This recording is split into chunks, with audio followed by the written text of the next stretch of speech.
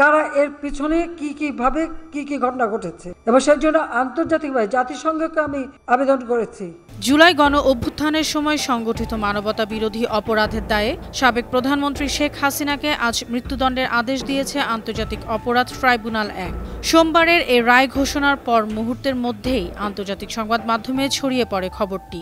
BBC, Reuters, AFP সহ শীর্ষ সব গণমাধ্যমই এটি ব্রেকিং নিউজ হিসেবে প্রচার করে। কলকাতার সংবাদ মাধ্যম আনন্দবাজার সংবাদ করেছে, হাসিনাকে ফাঁসি সাজাই দিল বাংলাদেশের ট্রাইব্যুনাল। রায় ঘোষণা হতেই হাততালিতে ফেটে পড়ল ঢাকার আদালত কক্ষ। That is sentence of death. BBC বলছে, নৃশংসভাবে বিক্ষোভ দমনের মামলায় বাংলাদেশের সাবেক নেতা শেখ হাসিনার মৃত্যুদণ্ড। তাদের বিশ্লেষণ, এ রায়ের পর ভারত এখন বড় ধরনের আন্তর্জাতিক চাপের মুখে পড়বে, তবু শেখ হাসিনাকে বাংলাদেশে প্রত্যর্পণের সম্ভাবনা খুবই কম। রয়টার্স শিরোনাম দিয়েছে, শিক্ষার্থীদের ওপর দমন পীড়নের দায়ে ক্ষমতাচ্যুত প্রধানমন্ত্রী শেখ হাসিনার মৃত্যুদণ্ড।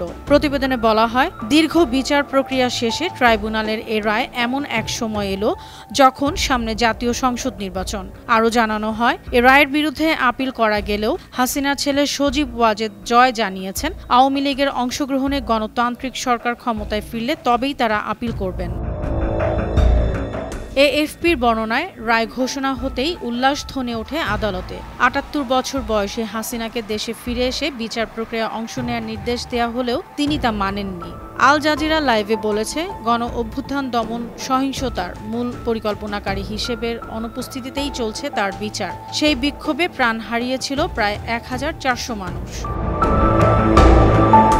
একই সুর CNN, the guardian, the Hindu, Indian express এবং পাকিস্তানের ডনেরও। তারা সবাই বলেছে, গত বছরে ছাত্র নেতৃত্বাধীন আন্দোলনে প্রাণঘাতী দমন পীড়নের অভিযোগেই এই দণ্ড। আজকের রায়ে আরও দুজন শীর্ষ ব্যক্তি সাজা হয়েছে। তারা হলেন সাবেক স্বরাষ্ট্রমন্ত্রী আসাদুজ্জামান খান এবং সাবেক IGP Chowdhury Abdullah Al Mamun.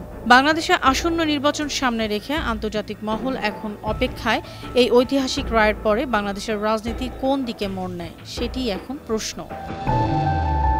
News desk, ৫২ TV.